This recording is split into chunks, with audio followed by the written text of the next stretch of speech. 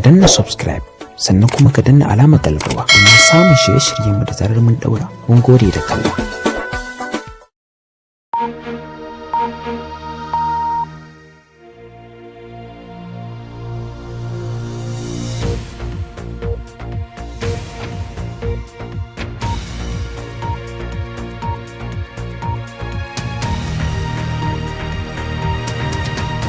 Jama'a barka da sake saduwa da ku a cikin shirin ga takaitattun labaran duniyar da wasanni daga nan BBC.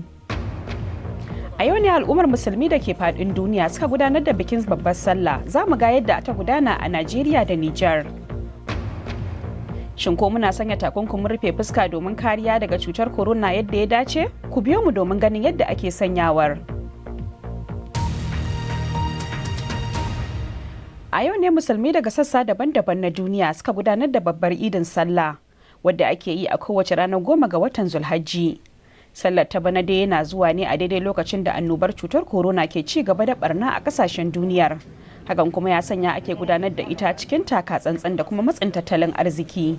To koya al'ummar kasashe kamar Najeriya da Jamhuriyar Nijar suka gudanar da wannan sallah? Ga ra'ayoyin wasu daga cikin jama'ar kasashen. Alhamdulillah dai mun je sallar idi a biya yi kyau kamar yadda aka saba, mun yi a takaice mun gama, sai dai kuma yanzu mun zo za mu yanka. Akasarin mutane ba kuɗi saboda mai layyar ta yi tsada. Ragon da mutum zai iya siya da 20,000 yanzu sai 70,000. Duba da haka yasa abin duk mutane ba sa iyawa, wanda yake yanka sa uku ma da kyar bana zai yanka ɗaya saboda rayuwar da ake ciki.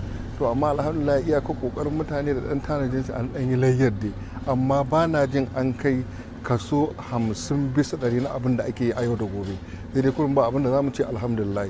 Bana a ƙasa ta jamhuriyar Nijar, ko in ce musamman a jihar ta da magaram Zandar, gaskiya mun yi sallah lafiya, mun yi sallah lafiya, maza mu da mata mu yi sallah lafiya, kuma gaskiya idi ya cika, wallahi idi ya cika yanda mutum bai tsammani.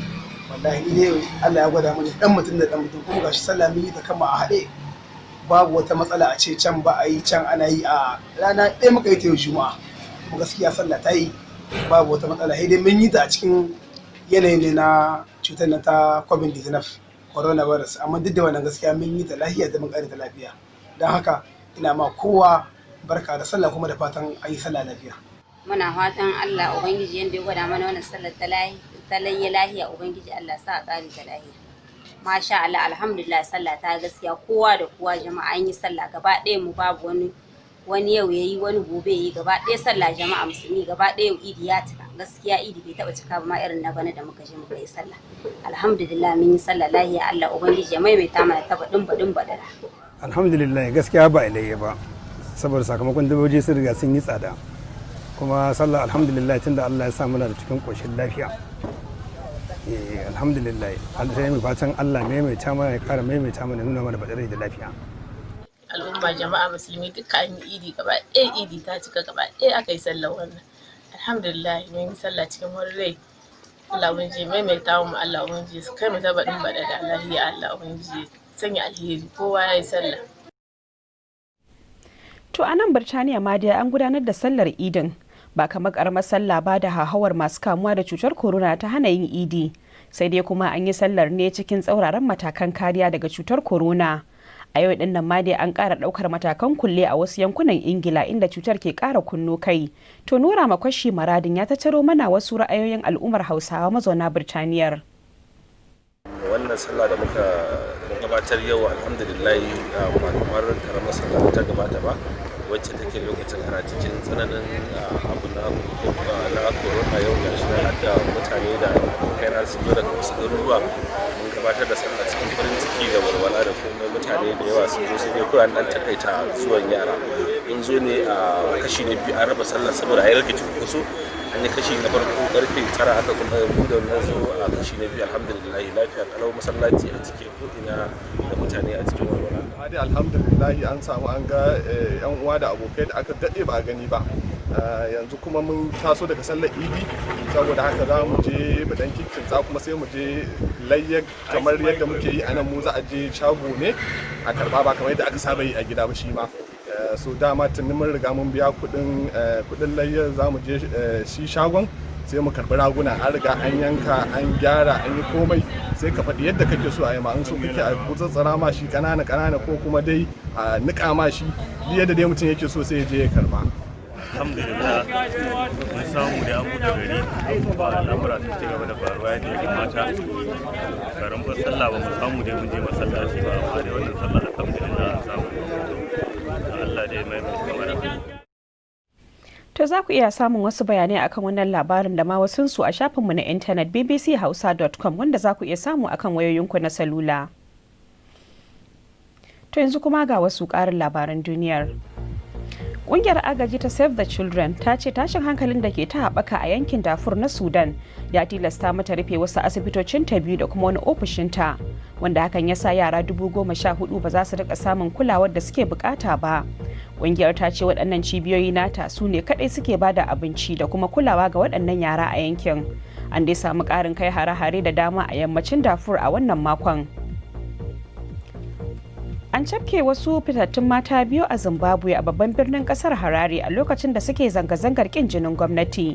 An dai kama marubuciya Tsitsi ga Dangara da kuma mai magana da yawun jam'iyyar MDC wato Fadzayi Mahere inda ake tsare da su.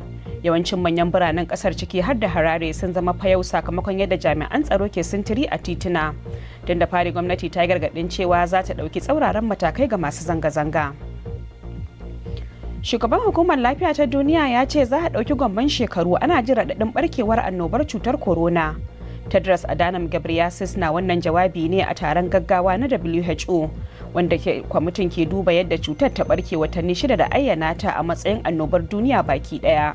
Ghebreyesus ya kira annobar da bala'in lafiya mafi girma cikin shekaru 100. A yawancin kasashen duniya mutane suna sanya takunkumin rufe fuska domin kariya daga cutar corona. Hakan dai ɗaya ce daga cikin muhimman hanyoyin kare kai daga kamuwa da cutar. To amma ba lalle ne ya zama kariya ba idan baka sanya shi yadda ya dace. Abin tambayar shine ta yaya ake sanya wannan takunkumi? Ga Muhammad Anur Muhammad da ƙarin bayani.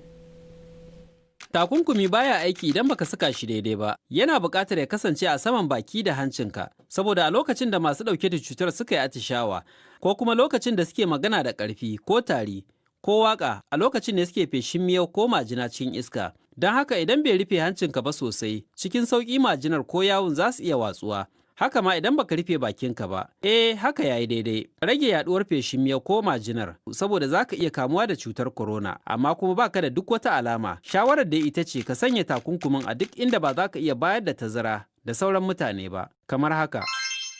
Kada ka taba kowane sashe na takunkuminka baya ga maratayinsa don kar ka gurɓata shi. Hakan ya haɗa da jan shi sama da ƙasa da kuma sarƙafa shi a wani ɓangare na kanka. Idan ka gama da shi, janye shi ta baya, ka adana a inda ba za ka gurɓata wani abun ba, sannan ka wanke hannunka. Takunkumin kuma da ake amfani da shi sau ɗaya, ka tabbatar ka sa shi a shara da ka cire. To amma za ka iya wanke abinka da kanka. To amma ka tuna takunkumi kaɗai ba zai iya hana kamuwa da cutar corona ba. Kana buƙatar ka riƙa wanke hannuwanka akai-akai, da rufe baki wajen tari da atishawa da ƙyalle, tare da bin tsarin bayar da tazara. To a fagen wasanni kuwa an fara gudanar da binciken aikata ba daidai ba ga shugaban FIFA Gianni Infantino. Wannan ne na da alaka da ganawar sirri da ya da Anthony Janar ɗin Switzerland Michael Löber. A makon da ya wuce ne Mr. Löber ɗin ya buƙaci yin murabus bayan wata kotu ta ce ya lullube batun ganawar. Tare kuma da yin ƙarya a lokacin da ofishinsa ke binciken zargin almundahana da ta mamaye hukumar ta FIFA. Sai dai kuma dukkan mutanen biyu sun musanta aikata ba daidai ba. Gabanin a fara wasan tseren mota a nan Birtaniya a ƙarshen mako, zakaran tseren Sergio Perez ya kamu da cutar corona. Hakan ya sanya ba zai halarci tseren da za a yi ba a Silverstone. A halin da ake ciki da ya killace kansa tare kuma da duk mutanen da suka yi mu'amala da shi. Shine na farko cikin 'yan tseren mota na Formula 1 da suka kamu da wannan cuta ta corona bayan dawowa wasa.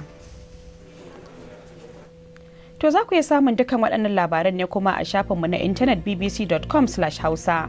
Za ku iya tafka muhawara akan dukkan labaran da muke kawo muku da ma wasunsu a dandalinmu na muhawara da musayar ra'ayi wato BBC Hausa Facebook. Haka zalika za ku iya samun labarai da dumi su a shafinmu na Twitter wato @BBC Hausa. To amma yanzu Badriya Tijjani Kalarawi ke cewa a ci naman sallah lafiya daga nan London.